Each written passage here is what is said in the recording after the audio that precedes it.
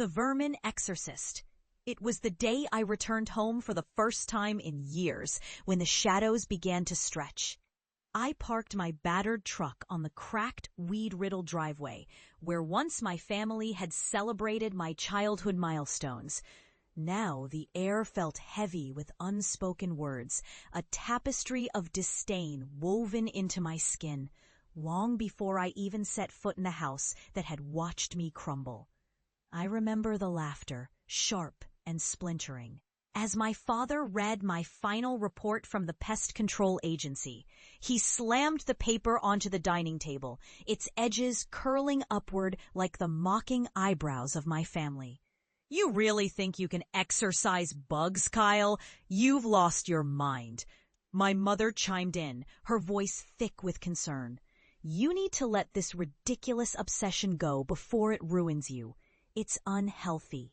The unrelenting echoes of their laughter haunted me even as I pursued my calling, exorcising not only the vermin that clung to life in our world, but the vile spirits that latched onto the minds of their victims. Years of research, late-night hunts, and encounters with the existential unknown had transformed me. The scientific community? They mocked me, wielding their dismissal like swords. But through my obsession, I had unearthed truths that no one else dared to confront. I'd seen the infestation of the mind patterns in the chaos that revealed eerie conversations between insects, echoes of tormented souls. It was real, and it was horrific.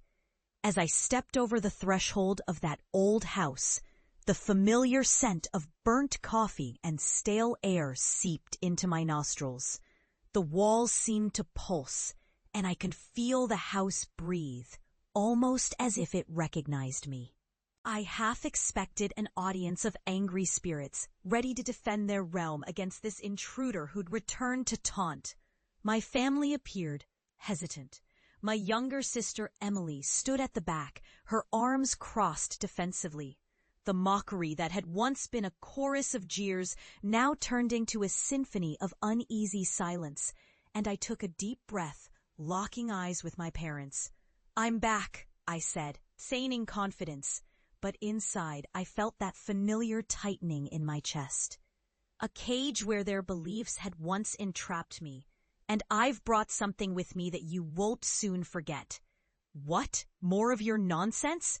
My father scoffed, though there was a tremor in his voice, one that hinted at something deeper. I could sense their dread before I even unzipped my bag. I set it on the dining table, almost reverently, and pulled out a small glass jar filled with writhing, luminescent larvae. They squirmed in a dance of unnatural energy, their glow casting eerie shadows across the room. "These are just bugs," I said, my voice steady.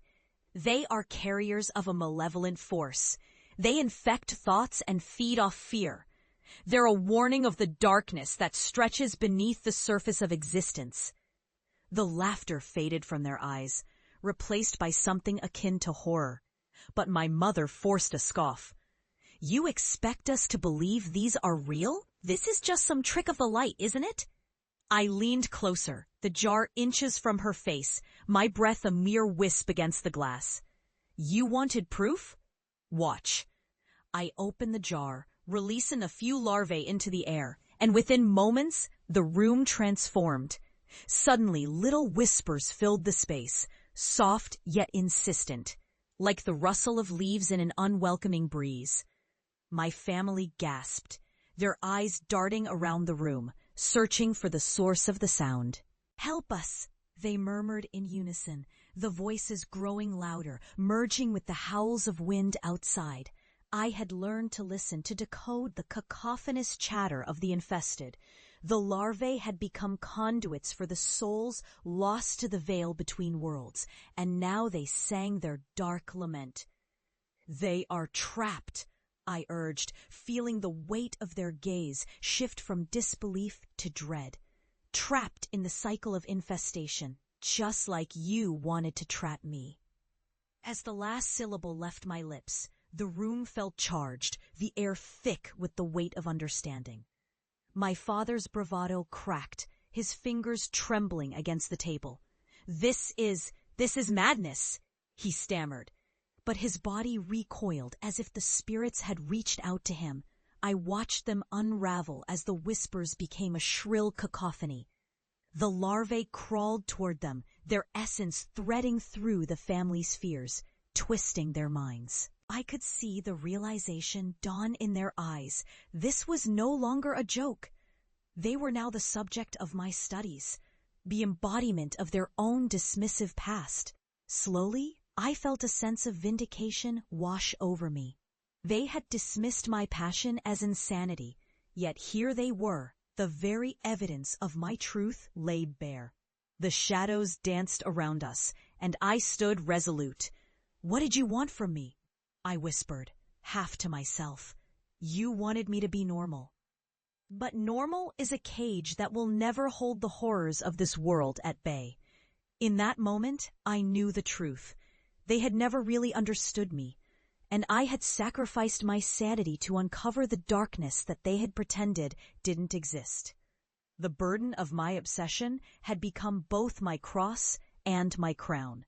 As the whispers faded, weaving only silence, I collected the jar with a heavy heart. My family stood reeling in the terrifying aftershock of what they had witnessed. The sound of their breath filled the emptiness where laughter once thrived. I turned to leave, but before stepping back into the world outside, I glanced over my shoulder. "Remember this moment," I said, my voice echoing like a specter in the shadows. "Next time you choose to mock someone for their passions, consider what truths they might be carrying. Sometimes it takes an infestation to unearth what lies beneath the surface." With that, I walked out, the door creaking ominously behind me. I had found my calling, and I would carry the weight of their fears into the night, forever changed by their disbelief, forever marked by the truths they had refused to see. I was no longer just Kyle. I was the Vermin exorcist, and my shadows danced on the edge of the abyss, waiting for the next story to unravel.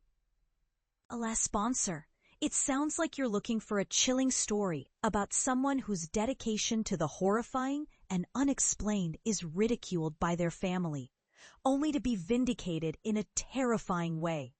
While you're exploring that unsettling narrative, have you ever considered the horrors lurking in your own home? Maybe it's time to take control and ensure those unwelcome guests don't become part of your own real-life horror story. Check out DIY Pest Control for professional-grade pest control supplies to keep your home safe and sound, and perhaps give you one less thing to fear while you craft your terrifying tale.